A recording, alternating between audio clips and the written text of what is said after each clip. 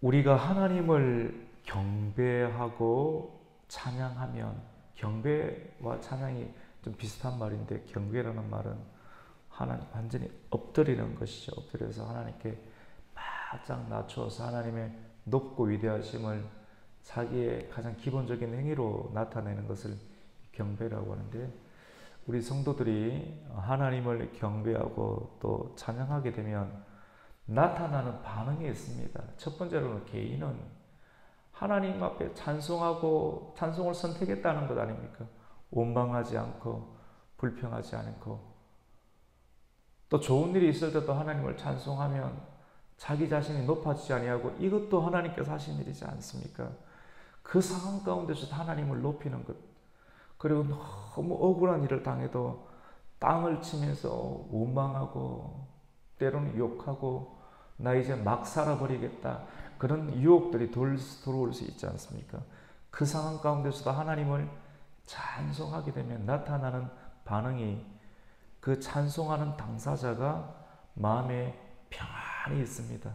마음의 평강이 나타나게 되고 하나님께서 주시는, 그리고 마음의 이 고요함과 하나님께서 이 일들을 풀어주시고 해결해 주신다는 그런 영적인 확신, 내적인 확신을 가지게 됩니다. 그리고 외부적으로는 찬양을 분명하게 드렸지 않습니까? 하나님 앞에 우리의 목소리에 마음을 싣는 거예요. 중심을 실어서 하나님께 올려드리면 그 찬양을 받으시는 하나님께서 실제적으로 허락하시는 복들을 이후의 삶 가운데 분명하게 경험을 하게 됩니다. 중요한 것은 찬송을 받으시기에 합당하시는 대상이 중요하다라고 하는 것입니다. 사람들은 예배하러 하나님 앞에 나옵니다. 나오는데 자기 자신을 예배합니다. 내 기분이 안 좋으니까 내 기분을 한편 하나님께 한번 해봐라. 좋은 설교를 해서 나를 기쁘게 한번 해봐라. 많은 사람들이 예배를 드리는 것에 대한 대상이 불분명함으로 말미암아 찬송을 하나님께서 받지 못하게 하는 일들이 오늘날 시대에 많이 일어나고 있습니다. 중요한 것은 찬송을 받기에 합당하신 대상이 분명해야 합니다.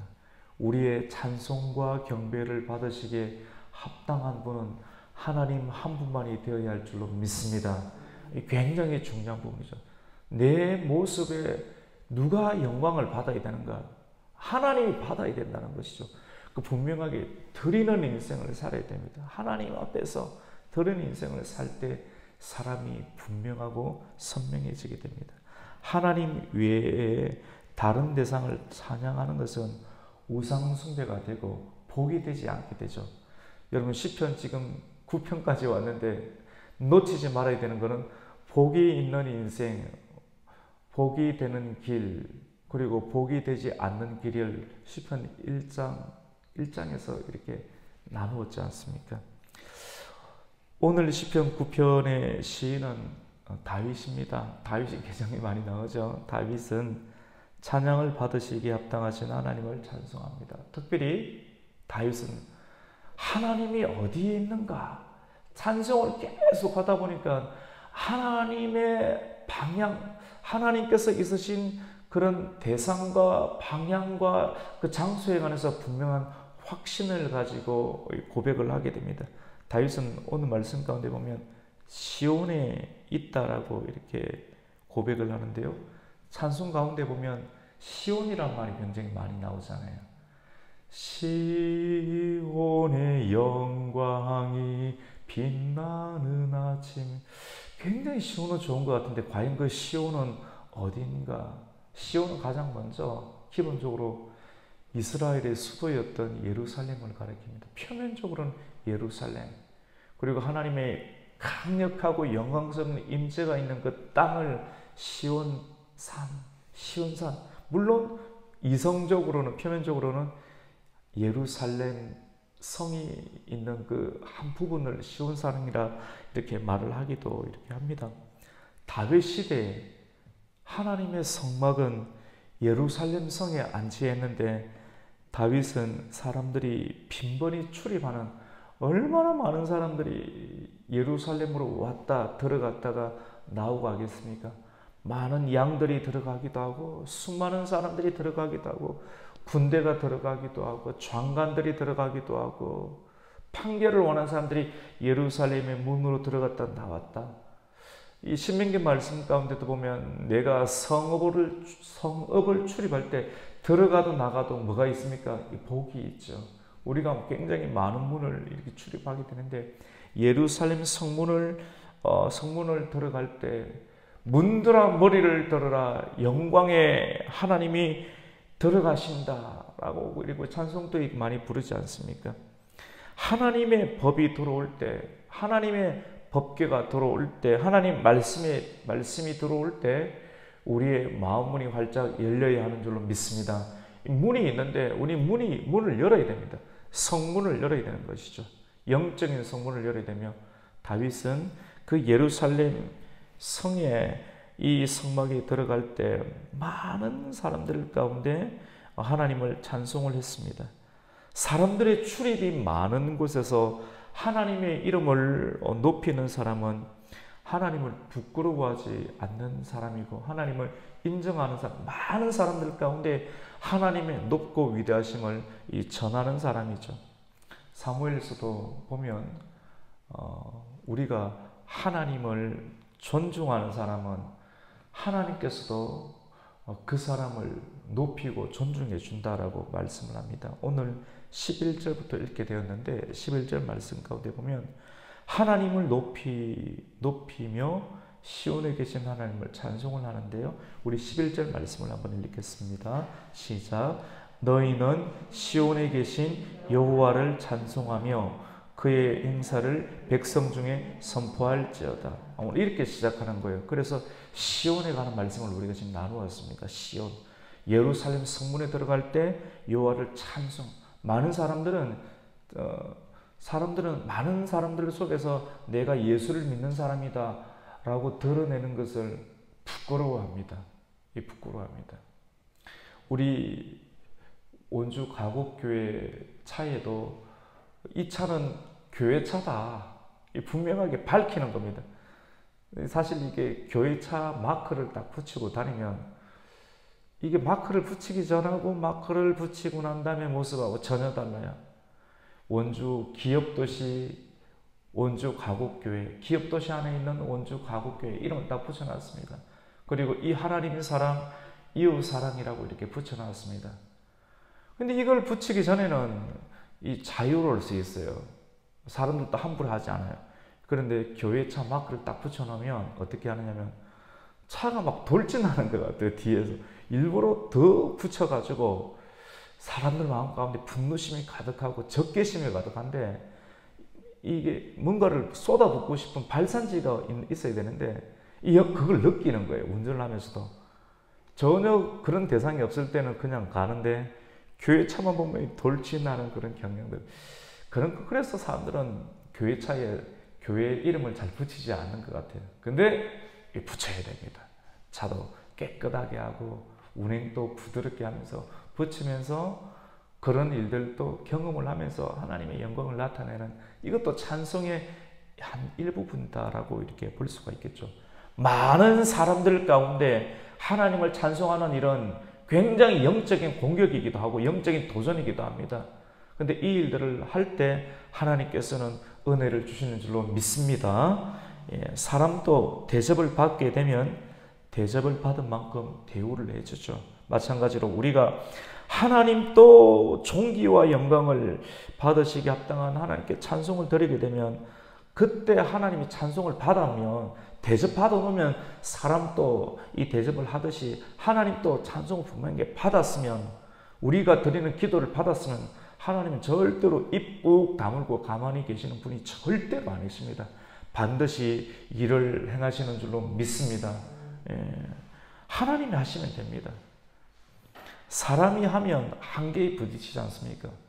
사람은 한계가 있습니다. 어찌할 수 없어서 한계에 부딪히면 낭망하고 때로는 죽기도 하지만 하나님은 죽지도 않으시고 하나님이 하시면 불가능이 없게 되는 것이죠. 우리가 이렇게 11절에 시온에 계신 하나님을 찬송하며 하나님께서 행하실 행사를 백성 중에 선포하는 겁니다. 차량에도 이름을 붙이고 직장에서도 내가 그리스도인이다 하면 밝혀내면 불이익을 당할 수도 있겠다. 하지만 그게 찬송을 하는 겁니다. 하나님께 찬송을 하게 되면 하나님께서 어떻게 하시는가? 오늘 말씀 가운데 보면 하나님은 하늘의 보좌에서 앉아 계시다가 일어나십니다. 시적인 표현을 쓰면 그렇습니다. 보좌에 계시는 분이 가만히 있다가 벌떡 일어나서 움직이기 시작하면 그때는 다 움직이게 됩니다. 천지를 창조하신 하나님께서 움직이시지 않습니까?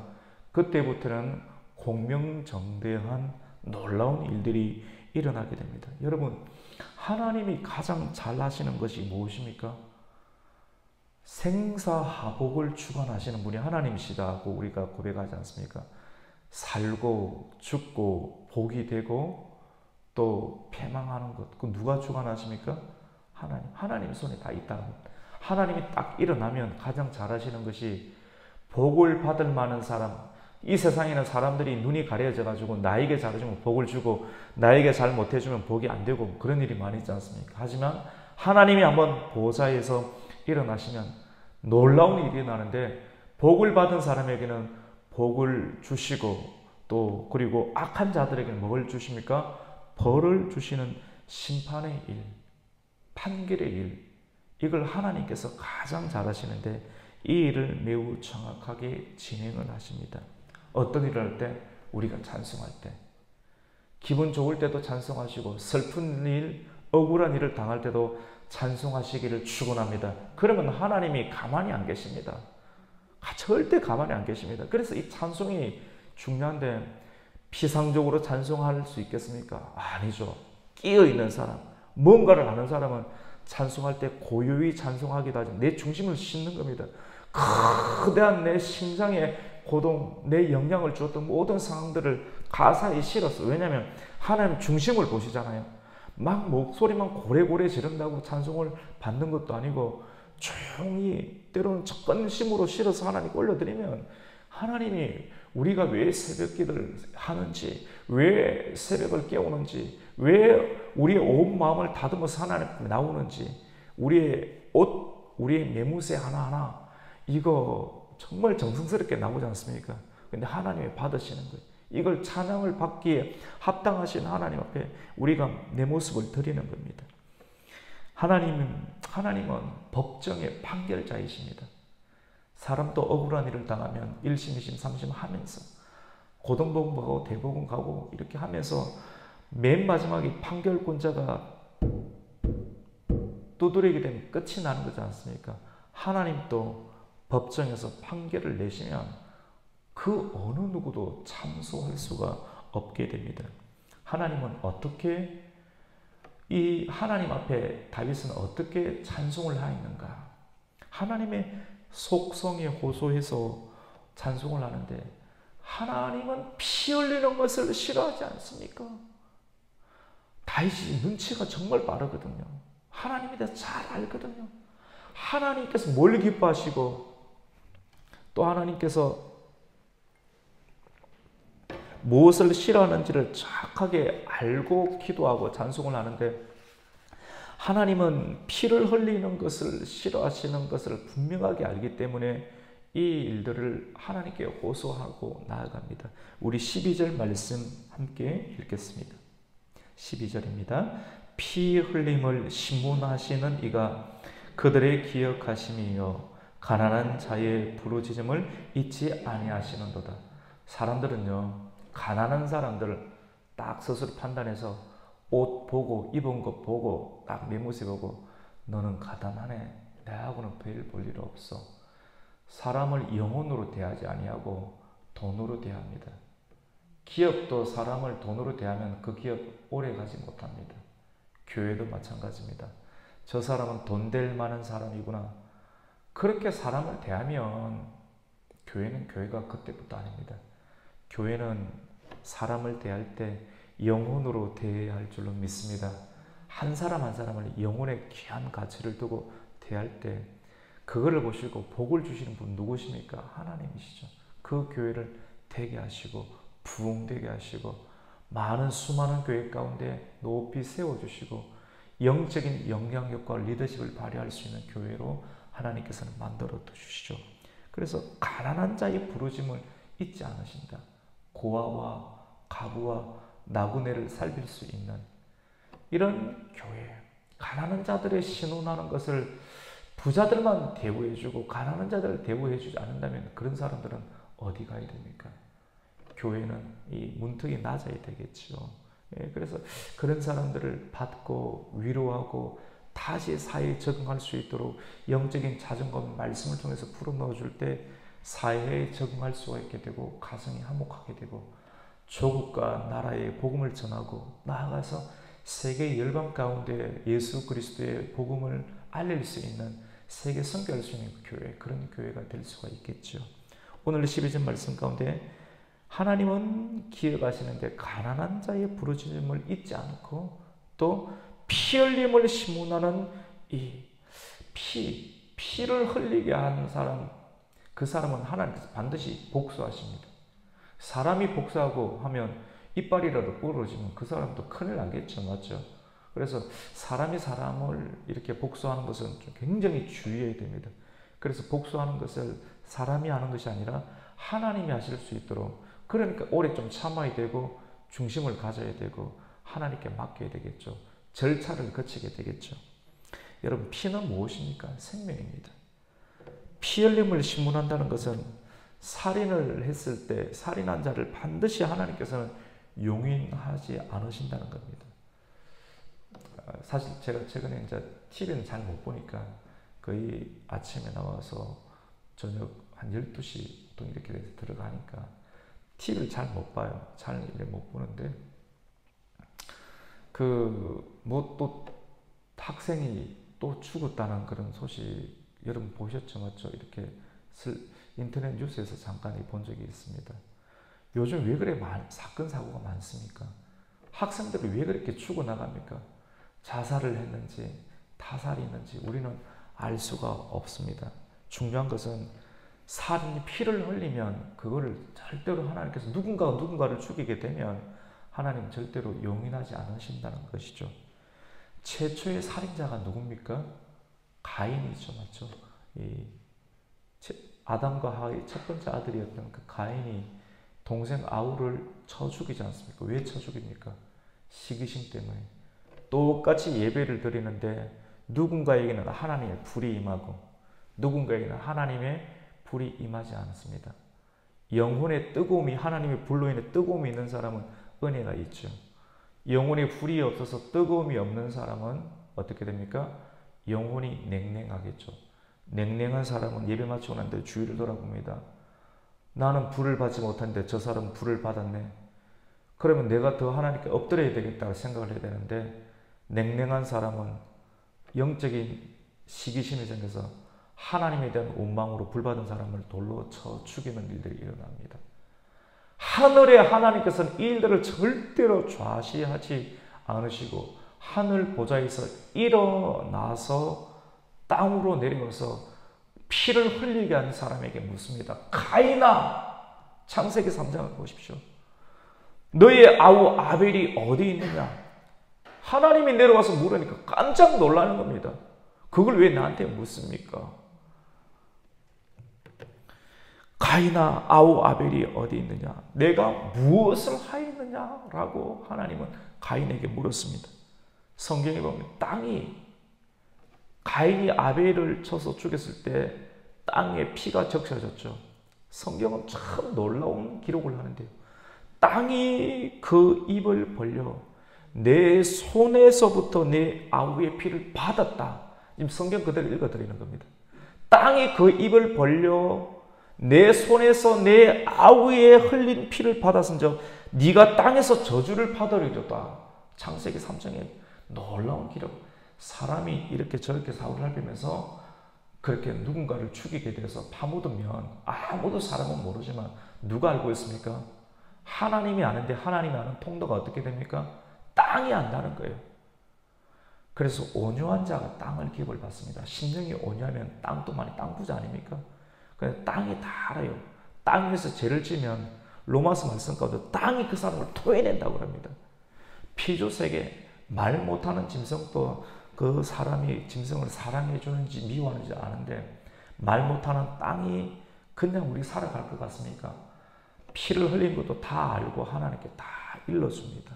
그럼 하나님께서 다 들으시고 그걸 알고 하늘 보좌에서 내려와서 피 흘림을 심문하시는 이 누굽니까? 하나님이 되시는 거죠. 우리가 이 성경 말씀에서 세상을 알 때, 아, 세상 정의롭게 살면 바본데 욕을 하면서 살아야 되고 약한 자를 짓밟아 살아야지, 두려움을 줘야지 사람들이 대우를 해주는데 오늘날 이런 시대 아닙니까? 근데 그렇지 않습니다. 성경을 보고 분명하게 하나님 살아계심을 믿으면 끝까지 정의롭게 정직하게 깨끗하게 살아야 되겠구나, 반드시 심판이 있구나, 이런 두려움을 가져야 됩니다. 말씀에 대한 두려움을 가져야 될 줄로 믿습니다. 그러면 말씀 따라갑니다. 말씀 따라가면 복이 있고 결국은 승리하는데 말씀 따라가지 않으면 그 길은 복되는 것, 복이 절대로 되지 못하고 결국은 멸망의 길로 좌초하게 되는 것입니다. 여러분, 우리가 하나님을 찬송할 때 하나님은 우리의 찬송을 들으시고 움직이시는 줄로 믿습니다. 그것이 오늘의 메시지입니다. 메시지입니다.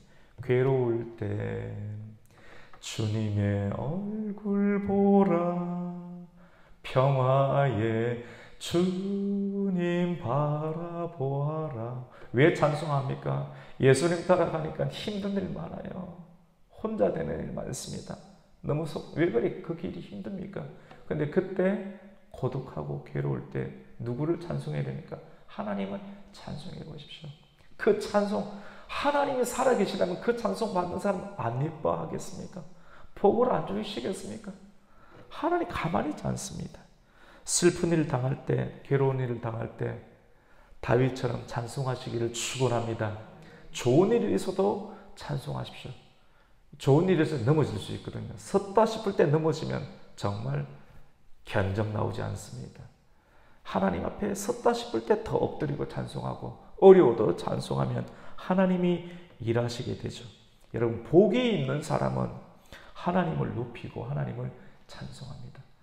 복이 없는 사람, 행복하지 않은 사람, 불행한 사람, 그 입술에 어떤 말을 하는가 보면 그 사람 되겠다 안 되겠다 딱 분별할 수 있습니다. 예언의 영을 안 받아도 이거 성경만 보더라도 그 사람이 입술에서 어떤 고백을 하는가 보면 저 사람 큰일 하겠다 아니면 일 안 되겠다 다 알 수 있어요. 은사 안 받아도 말씀 가지고 분별할 수 있어요. 하나님을 찬송하고 하나님을 높입니다. 아, 저 사람 별로 뭐 돈도 없는 것 같은데 계속 찬송한다, 높인다. 나중에 돈 들어옵니다. 사업 다 잘 됩니다. 근데 자기를 높이는 사람 있죠? 자기를 높이는, 하나님을 높이지 않으면 누굴 높입니까? 자기 자신을 높이겠죠. 예배하러 올 때도 하나님을 예배하지 않고 누가 예배합니까? 내가 예배합니다. 자기 자신이 예배를 다 받아버리면 어떻게 됩니까? 하나님 영광 안 받으시죠. 자기 자신의 세상 말로 수가 틀리면 교회 나가버릴 겁니다. 기분 안 좋으면 나가버릴 겁니다. 신앙이 어디 있어? 신앙이 없는 겁니다. 그러니까 하나님 영광 받지 못하시죠. 오늘 말씀 가운데 보면 자기를 높일 때 사람들이 하는 형태는 어떻게 됩니까? 다른 사람을 죽이기 위해 함정을 파거나 다른 사람을 걸려 넘어지게 하는 그물을 놓게 됩니다. 왜 그렇습니까? 자기 자신에게 도전하는 사람을 절대로 참지 못하기 때문에 그렇습니다. 이런 사람, 하나님을 찬송하지 않고 자기 자신을 높이는 사람들의 결말은 어떻게 됩니까? 오늘 15절 말씀을 함께 읽겠습니다. 시작. 이방 나라들은 자기가 판 웅덩이에 빠짐이요 자기가 숨긴 거물에 자기 발이 걸렸도다. 아멘. 이 찬송 안에 그냥 뭐 여호와를 찬송하라 계속 이래 반복돼서 시편이 도대체 뭔가 싶은데 놀라운 책입니다. 이 안에 놀라운 은사, 영감, 지혜와 계시의 영이 충만한 하나님 은혜의 진주들이 우리의 심령이 좁은 곳에 있지만 넓은 곳으로 하나님 옮겨주시는 놀라운 영적인 도약, 이런 것들이 말씀 안에 있는데 이 말씀을 계속 듣고 새벽을 깨우고, 여러분이 새벽기도 나오려면 쉽습니까? 전날 저녁을 준비해야 되겠죠. 저녁 시간이 죄짓기 얼마나 좋습니까? 하루 나오고 또 그 다음날 나옵니다. 계속 저녁을 관리합니다. 새벽을 깨웁니다. 사람이 부지런해질 수밖에 없겠죠. 성실하고 저녁을 준비하고 그리고 매무새를 준비하고 하나님을 의식하는 겁니다. 일주일을 그렇게 살고 한 달을 채웁니다. 하나님 복이 안 임하겠습니까? 놀라운 영적인 변화가 그 삶 가운데 일어나게 되는 것이죠. 여러분, 여호와 하나님은 자기를 찾고 또 하나님을 높이는 사람은 결코 버리지 않습니다. 무슨 말입니까? 책임져 주십니다. 그리고 은혜를 베풀어 주십니다. 오늘 11절부터 20절까지 말씀 가운데 시온에서 찬송하고 많은 사람들 가운데 하나님을 부끄러워하지 않고 찬송하는 그 다윗의 모습, 이렇게 슬픈 일을 당하도 좋은 일이 있어도 하나님을 찬송할 때 하나님께서 그 찬송을 받으시고 하늘 보좌에서 일어나셔서 심판을 공명정대하게 행하시는데 그 결말, 선한 자들에게는 복을 주시고 하나님을 찬송하지 아니하고 죄악 가운데 있는 다른 사람들을 피를 흘리게 하고 다른 사람이 마음을 아프게 하는 자들이 결국은 하나님께서 심판을 하시는데 어떻게 심판하시는가? 영이신 하나님께서 자기가 판 웅덩이에 스스로 빠지게 만들고 자기가 남을 죽이기 위해서 쳐놓은 그물에 자기가 걸려서 올무가 되게 만드시는 하나님의 놀라운 역사. 누가 하나님을 욕하겠습니까? 자기 스스로 꾀에 빠지게 되겠죠. 그래서 악인에게 들어서지 않아야 되겠죠. 오늘 말씀을 통해서 우리 성도님들이 각자의 삶의 영역에서 시온산을 발견하십시오. 다윗이 이스라엘 예루살렘에서 시온산에 계신 하나님 앞에 찬송을 하였던 것처럼 우리 권사님, 우리 또 집사님 상황 가운데 각자의 영역 가운데서 시온산에 계신 하나님, 각자의 시온산에 계신 하나님을 찬송하면서 나아갈 때 하나님께서는 은혜를 주시고 복을 주시고 하나님의 크신 도우심을 받는 그런 하루가 되게 될 줄로 믿습니다. 이런 복이 있는 인생이 날마다 여러분의 찬송하는 삶 가운데 펼쳐지는 은혜가 있기를 주님의 이름으로 축복합니다. 아멘. 하나님 감사를 드립니다. 이 아침도 깨워주시고 주님 앞에 우리의 영혼과 몸 매무새를 갖추고 나와서 하나님 앞에 예배를 드리게 해주신 감사를 드립니다. 찬송을 받아주시고 우리의 영광을 받아주시고 존귀를 받아주시어서 많은 사람들 가운데 하나님께서 창조주가 되시고 마지막 날에 심판주가 되시는 일들을 우리의 찬송을 통해서 경험하게 하여 주시고 그것이 전도가 되게 해주시고 선교가 되게 하여 주시옵소서. 예수님의 이름으로 기도드립니다. 아멘.